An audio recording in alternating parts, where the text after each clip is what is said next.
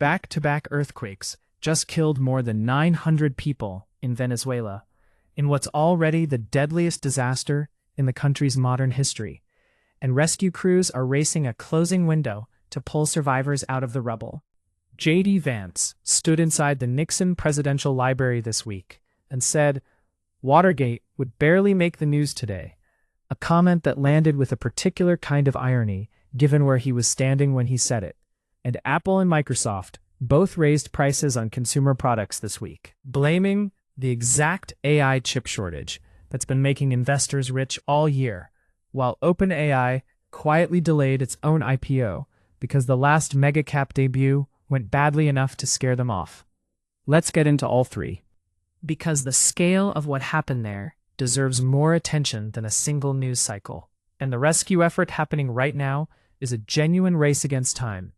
Back-to-back earthquakes struck Venezuela's coastal La Guaira state on Wednesday night. The country's National Assembly president, Jorge Rodriguez, confirmed more than 920 people have died, over 3,360 have been injured, and at least 172 people remain trapped under rubble. This is already the deadliest natural disaster in Venezuela's modern history. The toll has crossed international borders in a way that makes clear how connected this region is. At least 5 Spanish nationals have been confirmed dead, and 119 others are still missing, including the Canary Islands government's own official representative in Venezuela. 9 Portuguese nationals are confirmed dead. An Italian-Venezuelan man was killed when a building collapsed on him. People from Brazil and China are also among the casualties. This isn't a story confined to one country's borders. It's a disaster with a genuinely international toll, hitting families across 4 continents simultaneously. What's happening on the ground right now is a desperate technical effort that depends entirely on speed. Rescuers are working inside what's grimly known in disaster response as the golden window, the first 48 to 72 hours after a quake, when survival odds for anyone trapped under rubble drop sharply with every passing hour. CNN reported that crews are using percussion equipment specifically designed to break through concrete in a controlled way, trying to reach survivors without triggering further collapse. One detail from the rescue effort is worth sitting with directly. Rescuers located a teenage girl trapped in a small space and recorded an exchange with her, asking what she could move. "I can only move my legs. Stretch them," she told them. Teams are now working to break through several walls to reach her, with the equipment, machinery, and personnel in place to do it. But every hour that takes is an hour she and others like her spend waiting in the dark, not knowing if the next sound they hear is rescue or another collapse. Entire neighborhoods of displaced residents are now living outdoors. Temporary shelters have gone up on a baseball field because thousands of people have nowhere else to go. Their homes either destroyed outright or structurally unsafe to re-enter. Some residents told CNN directly that they're frustrated with how slowly evacuation and rescue operations have moved, even as international aid pledges pour in from across South America and beyond. That frustration is worth taking seriously rather than dismissing as understandable but unfair criticism of overwhelmed first responders. When 172 people are still confirmed trapped and the golden window is closing, the gap between how fast aid is pledged in press statements and how fast it actually translates into boots on rubble is not an abstract bureaucratic question. It's the literal difference between someone's family member coming home or not. This story will keep developing over the next several days, and it deserves to stay in the conversation well past today's news cycle, because earthquake recovery, the part that happens after the cameras move on to the next story, often takes years, not days. That's a story about something nature did that no government could have prevented. The next one is about something a politician said in a building built specifically to commemorate the last time a president's abuse of power actually mattered enough to end his presidency. Vice President J.D. Vance appeared at the Richard Nixon Presidential Library and Museum in California and offered an assessment of the Watergate scandal that deserves to be quoted in full before anyone reacts to it. I think his historical legacy is enjoying a bit of a renaissance, but I think deservedly so. If Watergate happened tomorrow, it would be like a 12-hour news story. The idea that it would have taken down a presidency is crazy. Let's be precise about what Watergate actually was, because Vance's framing depends on treating it as a vague historical inconvenience, rather than what the record actually shows. A sitting president directed a criminal conspiracy to spy on his political opponents, then obstructed justice to cover it up, and resigned only because the evidence, including his own secretly recorded conversations, made impeachment and conviction by the Senate a near certainty. It wasn't a 12-hour news story that spiraled out of proportion. It was a 26-month investigation that produced criminal convictions of multiple senior administration officials, a Supreme Court ruling that forced the president to turn over his own tapes, and a bipartisan congressional consensus, including senior Republicans, that the conduct revealed was serious enough to warrant removal from office. Vance, a sitting vice president and a likely 2028 presidential candidate, chose a venue literally built to house and interpret that history, to argue that the history shouldn't have mattered as much as it did. Democratic strategist David Axelrod's response on social media was sharp and frankly accurate. Vance's comments speak volumes about the moral and ethical degradation of the Trump era. That's not an unfair characterization. When the sitting vice president of the United States stands inside the institutional memory of a presidential scandal and argues that the scandal was overblown, that abuse of executive power to surveil and undermine political opponents would and should be a footnote rather than a constitutional crisis, he's not making an abstract historical argument. He's previewing a standard of accountability for his own administration's conduct in real time while standing in the one building in America whose entire purpose is to remind visitors what happens when that standard collapses. Whether you think Nixon's punishment fit his crime, the argument that comparable conduct today wouldn't even hold the public's attention for half a day is a statement about where Vance believes the bar for presidential accountability should sit.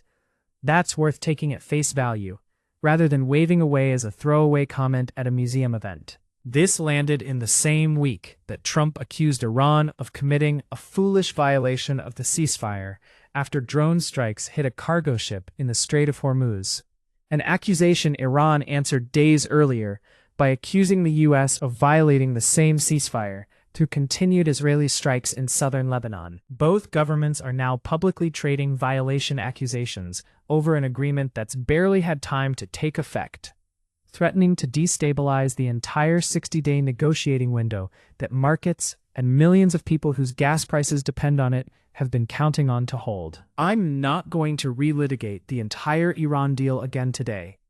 I've covered its structural weaknesses extensively this month, but it's worth noting plainly that a ceasefire which both signatories are already publicly accusing each other of violating within days of taking effect is not a ceasefire that has actually stabilized anything yet.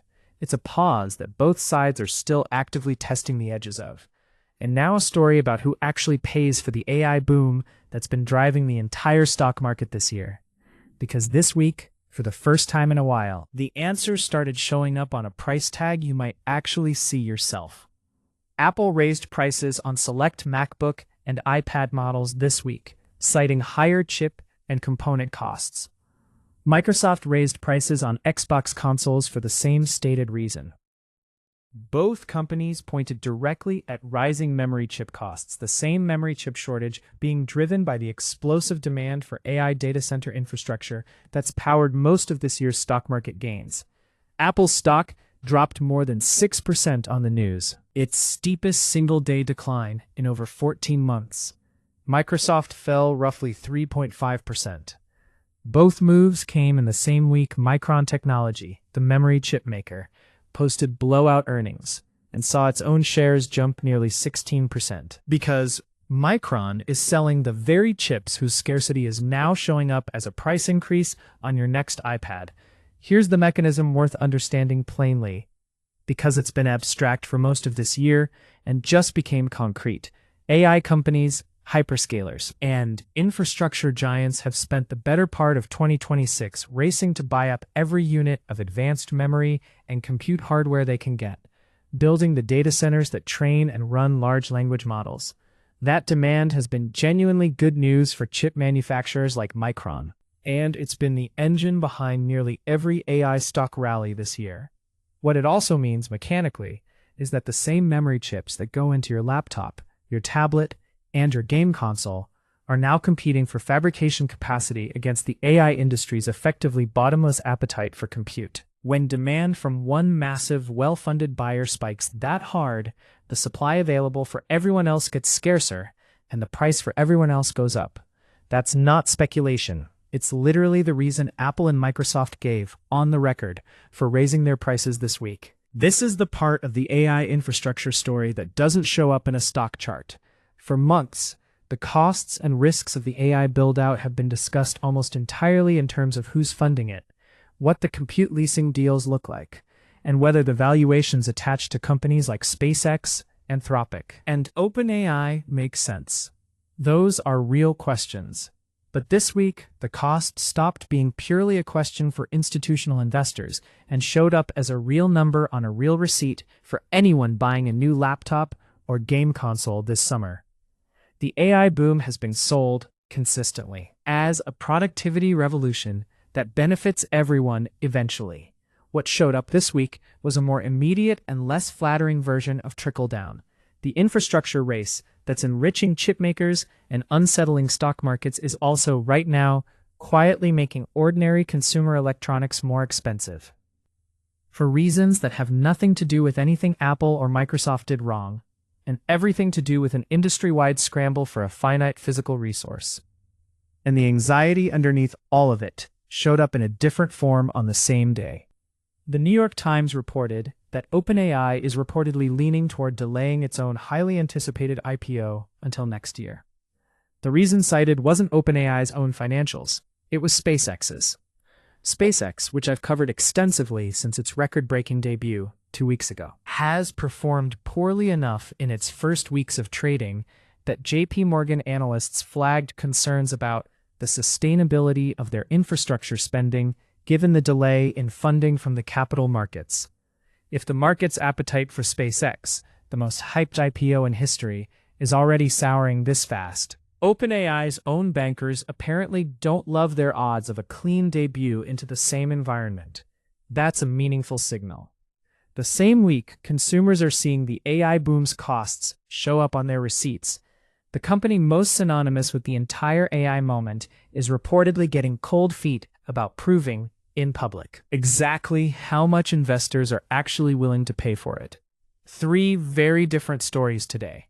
A natural disaster killing hundreds of people across multiple countries, with rescue teams racing hours that matter enormously to people still trapped. A sitting vice president minimizing one of the clearest historical examples of presidential abuse of power, while standing in the building that exists specifically to preserve the memory of why it mattered. And an AI investment boom that spent a year enriching chipmakers and unsettling markets finally showing up as a higher price tag on ordinary consumer electronics. In the same week, the most anticipated IPO in tech might be getting cold feet about its own valuation. 2 of these stories are about institutions and markets testing how much pressure they can absorb before something gives. The third is about hundreds of families in Venezuela who don't have the luxury of waiting to find out.